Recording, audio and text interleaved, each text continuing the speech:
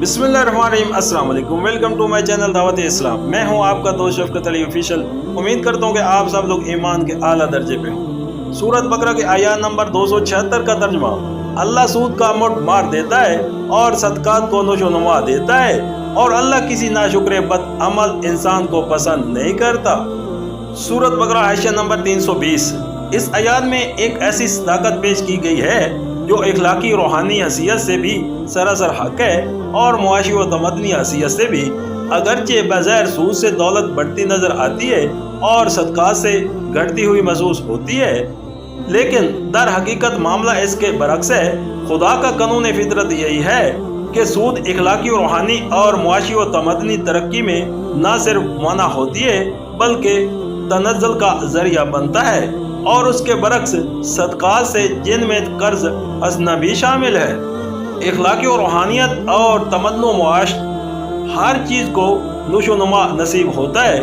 इखलाकी रूहानी हैसियत से देखें तो ये बात बिल्कुल वाज़िह है कि सूद दरअसल खुद गर्जी, बखल, तंगदिली और संगदिली जैसी सफ़ात का नतीजा है, और वो इन्हीं सफ़ात को इंसान में नशोनुमा भी देता है।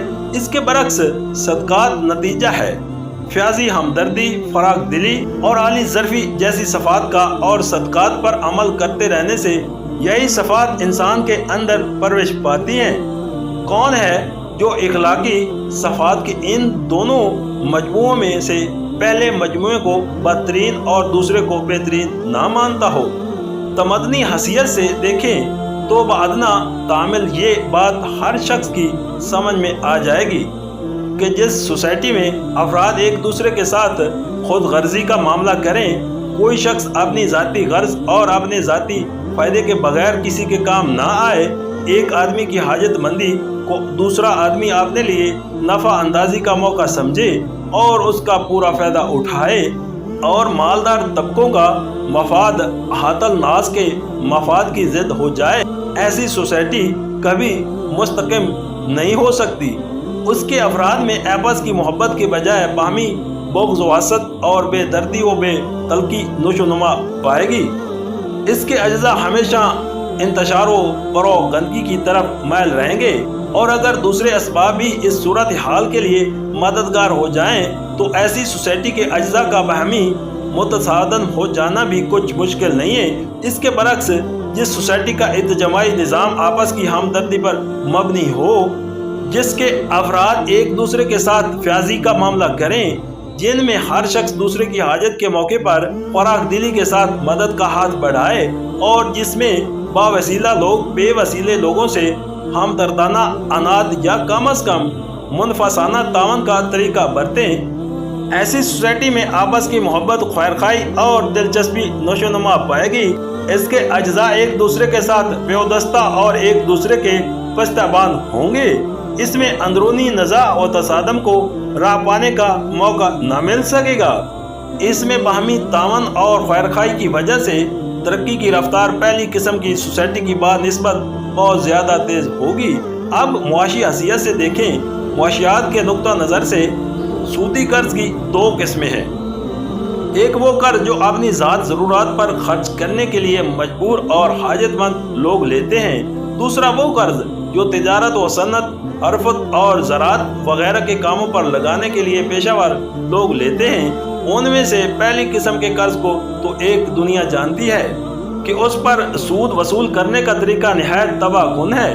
दुनिया का कोई मुल्क ऐसा नहीं है जिसमें मुहाजन अफराद और मुहाजनी इदारे इस जरिए से गरीब मजदूरों का, काश्तकारों का और कलीलुल माश अवाम का खून ना चूस रहे हों। सूद की वजह से इस किस्म का कर्ज अदा करना उन लोगों के लिए सख्त मुश्किल बल्कि बसा औकात नामुमकिन हो जाता है। फिर एक कर्ज को अदा करने के लिए वो दूसरा और तीसरा कर्ज लेते चले जाते हैं। असल रकम से कई गुना सूद दे चुकने पर भी असल रकम यूं की तो बाकी रहती है। मेहनत पेशा आदमी की आमदनी का बेशतर हिस्सा मुहाजन ले जाता है, और इस गरीब की अपनी कमाई में से उसके पास अपना और अपने बच्चों का पेट पालने के लिए भी काफ़ी रुपया नहीं बचता। ये चीज़ रफ्ता रफ्ता अपने काम से कारकुनों की दिलचस्पी ख़त्म कर देती है, क्योंकि जब उनकी मेहनत का फल दूसरे ले उड़े तो वो कभी दिल लगा कर मेहनत नहीं कर सकते। फिर सूदी कर्ज के जाल में फंसे हुए लोगों को हर वक्त की फिक्र और परेशानी इस कदर गुला देती है और तंगदस्ती की वजह से उनके लिए सही ग़िज़ा और इलाज उस कदर मुश्किल हो जाता है कि उनकी सेहतें कभी दुरुस्त नहीं रह सकती। इस तरह सूदी कर्ज का हासिल ये होता है कि चंद अफराद तो लाखों आदमियों का खून चूस चूस कर मोटे होते रहते हैं, मगर बहसीयत मजबूरी पूरी कौम की बदैश दौलत अपने इम्कानी मेयार की बानिस्बत बहुत घट जाती है और आला कार में खुद वो खून चूसने वाले अफराद भी उसके नुकसानात से नहीं बच सकते, क्योंकि उनकी उस खुद गर्जी से गरीब आवाम को जो तकलीफें पहुंचती हैं, उनकी बदौलत मालदार लोगों के खिलाफ गुस्से और नफरत का एक तूफान दिलों में उड़ता और घुटता रहता है। और किसी इनकलाबी हैजान के मौके पर जब ये आतिश फिशा पड़ता है तो उन जालिम मालदारों को अपने माल के साथ अपनी जान और आबरू तक से हाथ धोना पड़ जाता है। रहा दूसरी किस्म का कर्ज जो कारोबार में लगाने के लिए लिया जाता है, तो उस पर एक मुकर्रर शरह सूद के आयद होने से जो बेशुमार नुकसानात पहुँचते हैं, उनमें से चंद नुमाया तरीन ये है।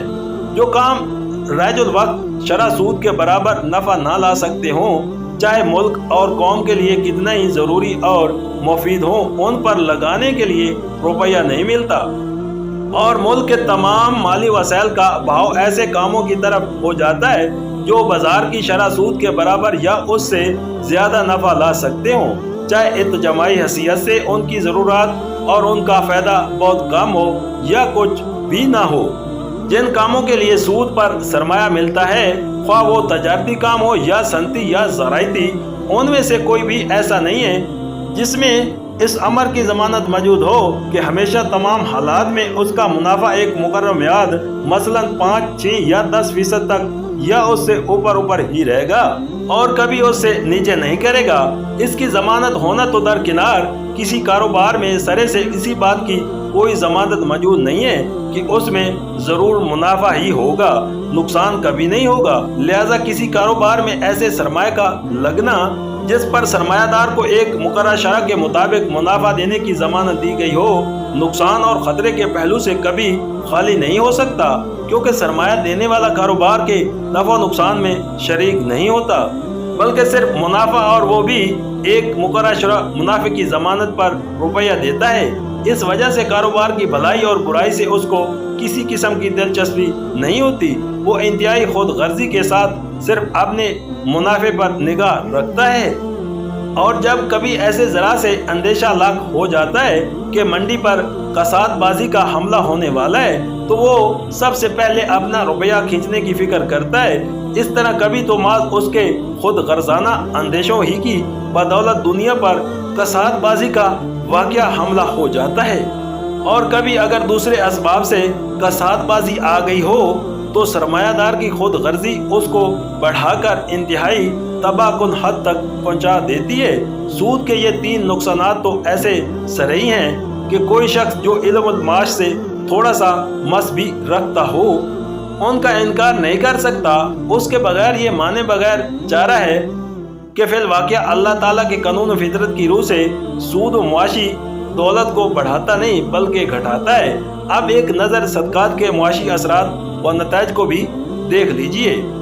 अगर सोसाइटी के खुशहाल अफराद का तरीक़ाकार ये हो कि वो अपनी हैसियत के मुताबिक पूरी फराख दिली के साथ अपनी और अपने अहल व अयाल की ज़रूरियात ख़रीदें, फिर जो रुपया उनके पास उनकी ज़रूरियात से ज़्यादा बचे उसे गरीबों में बाँट दें ताकि वो भी अपनी ज़रूरियात ख़रीद सकें, फिर उस पर भी जो रुपया बच जाए उसे या तो कारोबारी लोगों को बिला सूद कर्ज दें या शराकत के असूल पर उनके साथ नफ़ा नुकसान में हिस्सेदार बन जाएं, या हुकूमत के पास जमा करवा दें कि वो इत्तजामाई खदमात के लिए उनको इस्तेमाल करे। तो हर शख्स थोड़े से गौर व फिक्र ही से अंदाज़ा कर सकता है कि ऐसी सोसाइटी में तिजारत और सनत और ज़राअत हर चीज़ को बेइंतहा फ़रोग़ हासिल होगा। उसके आम अफराद की खुशहाली का मेयार बुलंद होता चला जाएगा और उसमें बाहसियत मजमूई दौलत की पैदावार उस सोसाइटी की बानिस्बत बदरे जहाँ ज़्यादा होगी जिसके अंदर सूद का रिवाज हो। सूरत बकरा आयशा नंबर 321। ظاہر ہے کہ سود پر روپیہ وہی شخص چلا سکتا ہے جس کو دولت کی تقسیم میں اس کی حقیقی ضروریات سے زیادہ حصہ ملا ہو۔ یہ ضرورت سے زیادہ حصہ جو ایک شخص کو ملتا ہے قرآن کے نقطہ نظر سے دراصل اللہ کا فضل ہے، اور اللہ کے فضل کا صحیح شکر یہ ہے کہ جس طرح اللہ نے اپنے بندے پر فضل فرمایا ہے اسی طرح بندہ بھی اللہ کے دوسرے بندوں پر فضل کرے۔ اگر وہ ایسا نہیں کرتا بلکہ اس کے برعکس اللہ کے فضل کو اس غرض کے لیے استعمال کرتا ہے کہ جو بندے دولت کی تقسیم پر اپنی ضروریات سے کم حصہ پا رہے ہیں ان کے قلیل حصے میں سے بھی وہ اپنی دولت کے زور پر ایک ایک جز اپنی طرف کھینچ لے تو حقیقت میں وہ ناشکرا بھی ہے اور ظالم، جفاکار اور بد عمل بھی۔